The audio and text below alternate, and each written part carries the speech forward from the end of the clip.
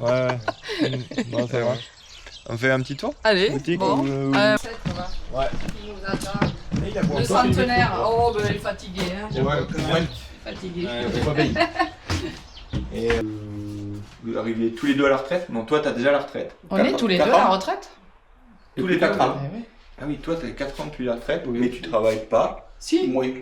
Maintenant, moins, depuis Non, 4 ans. mais voilà, non, mais C'est ça. dans mon agricole, tu Voilà, travailles. oui, Voilà. c'est ça. Mais maintenant, du coup, c'est Christophe qui a pris. Ouais. Christophe, normalement, on Pierre, lui donne normalement. un an quand même. Un an là? Oui.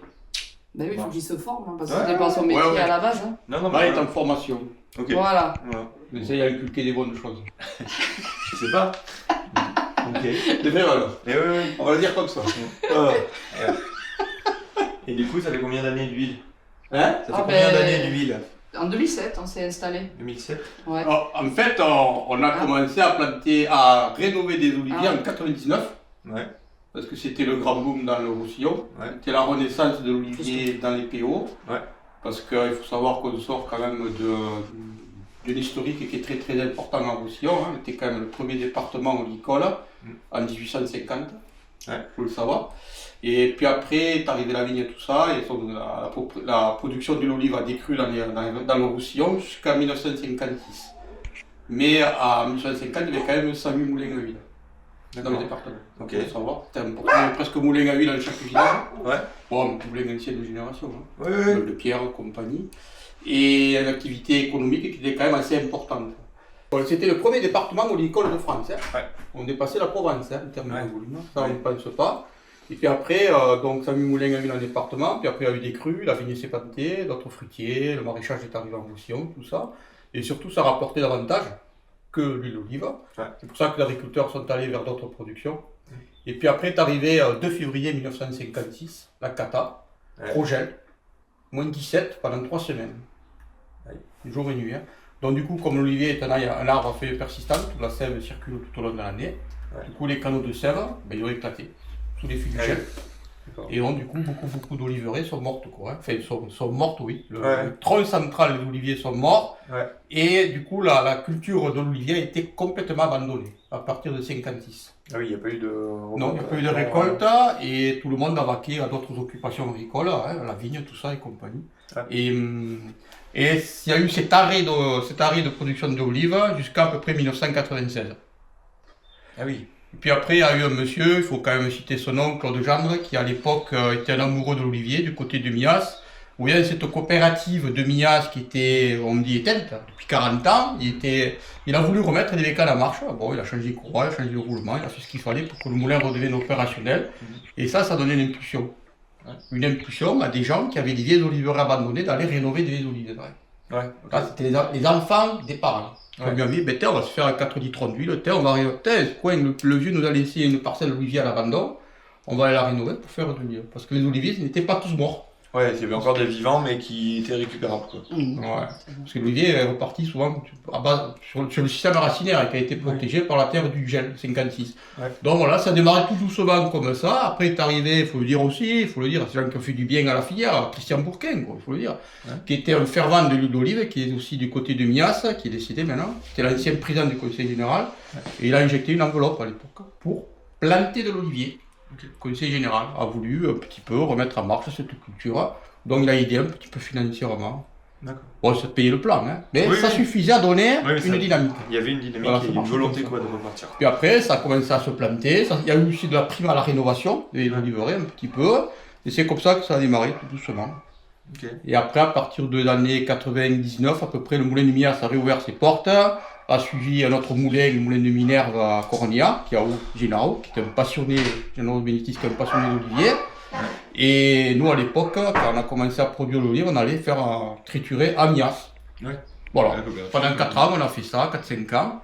Et puis après, on a eu ras-le-bol de faire le trajet, il fallait prendre rendez-vous, il fallait des quantités, voilà. Donc c'était un peu contraignant, c'était pas évident à gérer.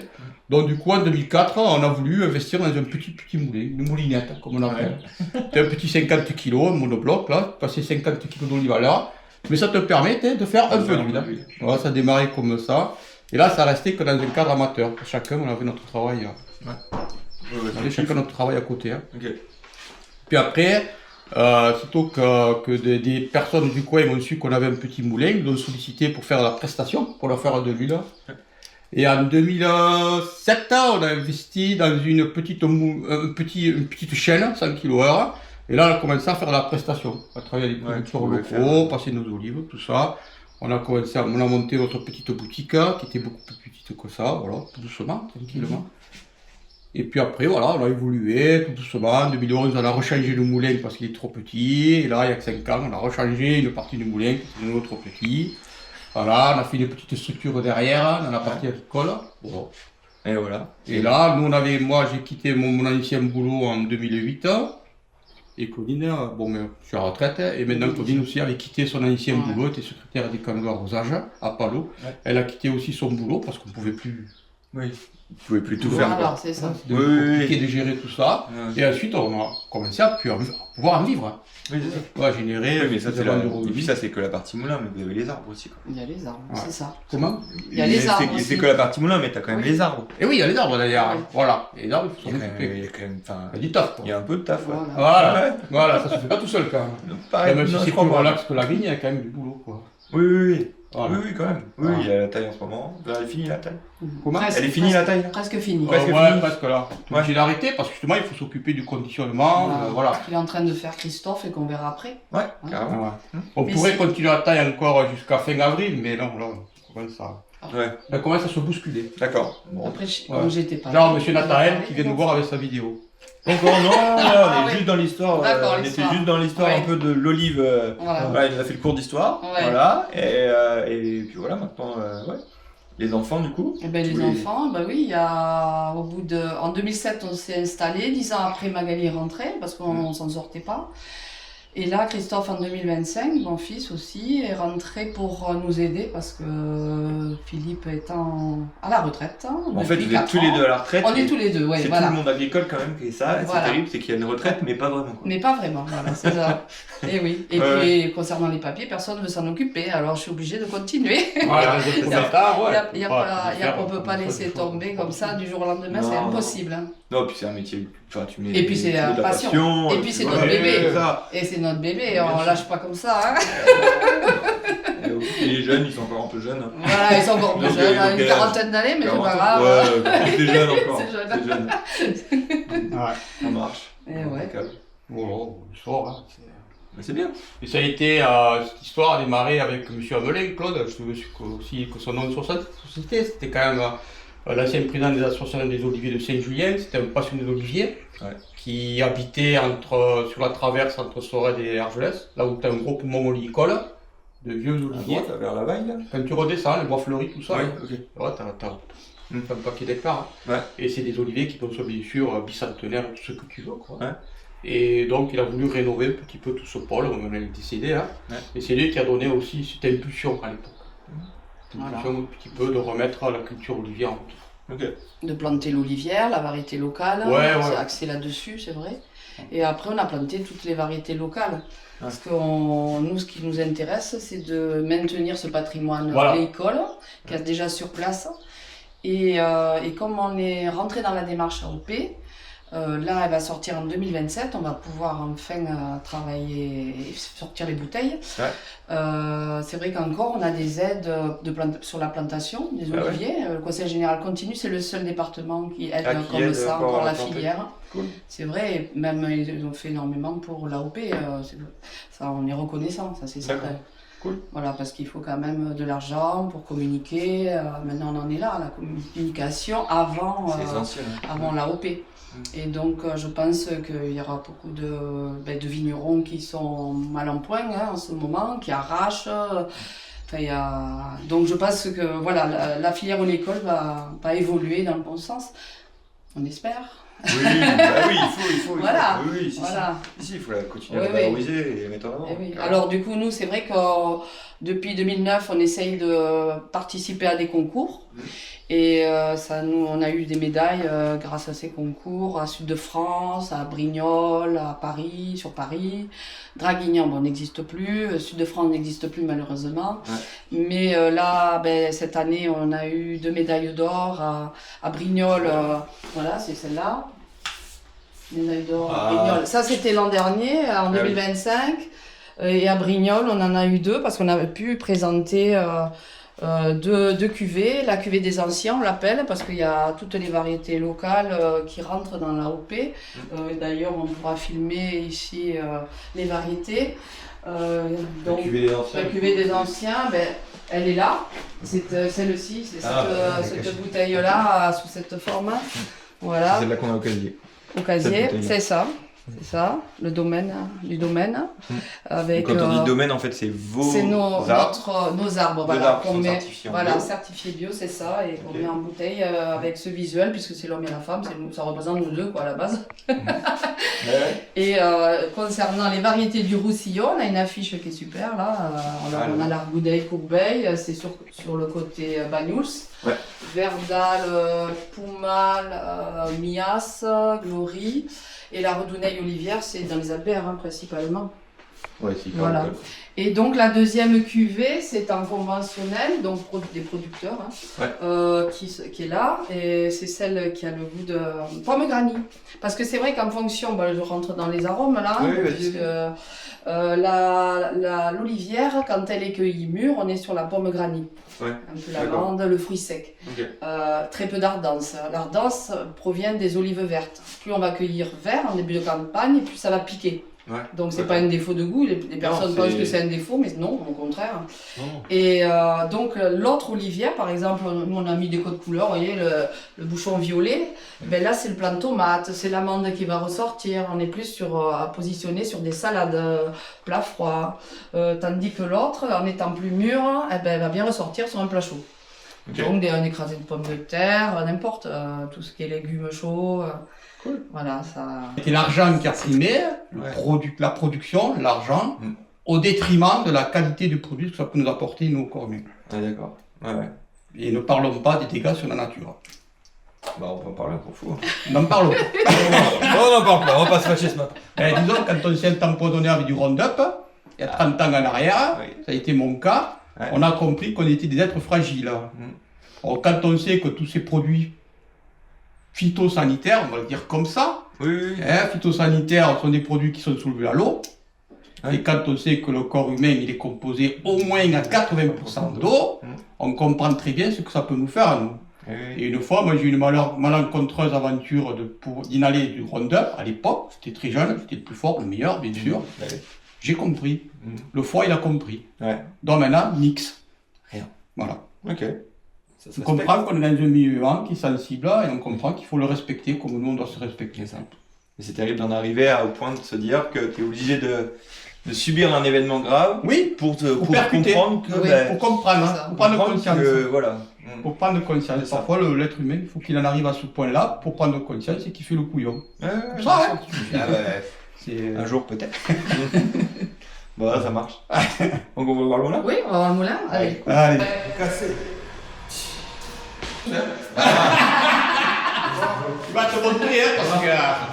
Voilà, Christophe, tu l'avais pas vu non, je connaissais pas. Vu, en fait. Non, voilà. Non, moi j'ai toujours affaire aux aînés. Aux aînés pour pas faire les vieux. Bon, on est faire vieux, les aînés. C'est un peu ça, on est habitués. Ouais, c'est ça. Bon, ça va, ça se met en place. Impec, ouais, il a... Voilà. Il y a quelques bouteilles à conditionner. Ok. On a des commandes. Prends tes marques, tout, oui. Ça va. Ah oui, depuis octobre, je les ai rejoints. Ouais, carrément. Et voilà, on prend le métier dans le tas, on va dire. Voilà. Ouais, carrément. C'est cool. Bah oui, de cuistot. Agriculteur. Il y a un nom pour le moulin ? Non, meunier ? Moulinier. Oui, les mouliniers, c'est ça. Ok. Bon. Ok. C'est le nom. D'accord. Impeccable. Voilà. Bon, nickel. Et on là, peut voir ce que tu fais ? Allez, bon. Voilà, c'est encore.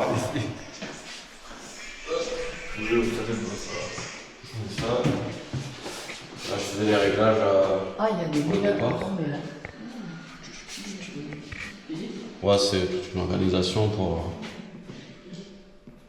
Ok. Hop. En fait, là, j'ai branché le tuyau à la cure. Ouais. Petit réglage. Non. Remplissage. Il y a des doses.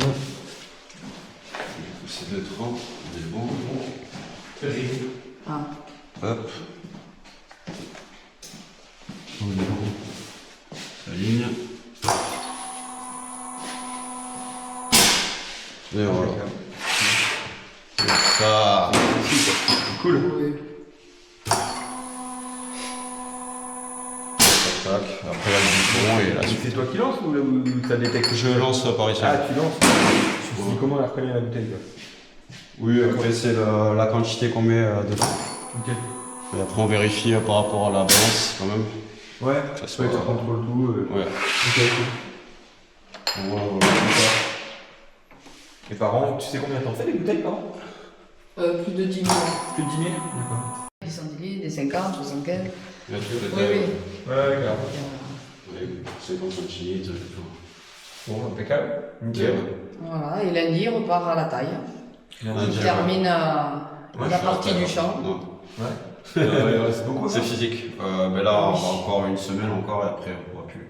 Non. Et après, ouais, ça va être trop fleuri, non? Ben, Non, même pas. après, Non, c'est derrière. Mais parce que la scène monte en ce moment et on On va fait la pas attaquer, floraison, hein. on arrête de Oui, tailler. voilà. Et après, ça va. On laisse les arbres en paix. Oui. Ok. Tant pis quoi. Jusqu'à Sur mi-avril. les peinards, se développer, faire leur inflorescence, Non. leur truc, la floraison. Après, Voilà. Mais il a bien taillé, hein. Nous on avait Faut la nature pris faire le son œuvre. retard. Oui. Ok, cool. faut la laisser la nature faire son œuvre. Ouais, carrément. Arrêtez de plus parasiter. Carrément. Je le dis comme je le pense. Mais oui, Faut carrément. l'accompagner, c'est tout. Ouais. Ok. L'aider un peu. Et après c'est tout le stockage. D'accord. Tu descends l'étiqueteuse ou tu montes Ah non, il laisse les sticketeuses là-haut. Et on gerbe, regarde, on a un gerbeur là. Et on monte la palette et hop, D'accord. les bouteilles conditionnées et Ok. on étiquette. En fait, j'étais jamais venu moi. Ouais. J'étais jamais Mais venu. il fait jamais. Ah, Magali, fais quand même. Voilà, Magali. Ah, tu peux venir. Ah non, viens là. Hein. Alors tu viens, il y a eu Christophe. C'est pas grave. Ça va? Ouais. Ça y est. D'accord, ouais, mais j'avais jamais. Non, là, non, hein. Là, c'est la step. Pourtant, ça nettoierait un peu là. Non, regarde pour les ronds, on fait Ouais, tout les là. ronces, là, ça, je les déteste, les ronces. Pour être efficace, tu vois. Ça tient pas. Après, ça va devenir des petites olives qui vont se nouer. On appelle ça la sous-nouaison. Et Ouais. après ça deviendra une olive. Hein. Au mois de juillet, quoi. Hein. Au mois de juin, ça prend la forme d'une olive. Quoi. Hein? Au mois de juin, ça prend la forme d'une olive. Oui, ça sera formé. Ouais. Ok. Au mois de mai, tu as la floraison qui se fait. Ouais. Et après, une fois que la floraison elle est faite, après, tu as l'olive qui se forme. Super. Et au mois de juin, tu as la petite olive qui est là. C'est là où tu peux dire si tu auras un peu de récolte, pas de récolte. Ouais. Et surtout pendant la floraison, il ne faut pas qu'il pleuve. Hein. 15 mai à peu près. D'accord. Parce que s'il pleut, le problème c'est que la floraison se fait avec des pollens qui se disséminent avec le vent. Ouais. Et s'il pleut, tout reste collé. Ouais. Donc tu peux avoir plein de fleurs, s'il pleut, ben, tu n'auras Ça pas va. d'olive. Ok.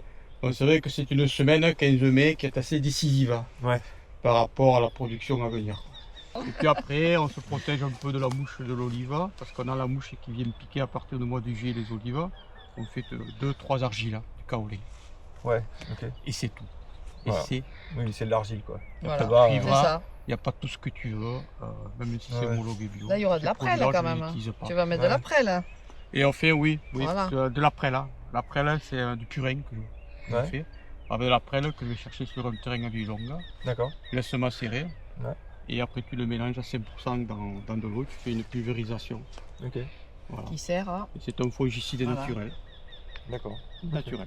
Voilà. Et ça, c'est issu de ces arbres. Ils ont été renouvelés par bouturage, par Bachès. Il faut le dire quand même. La chaise, Qui ça était à House, bon, maintenant il est à la retraite, pareil, qui était le pépiniériste local du département qui s'occupait de reproduire les vieilles variétés du département.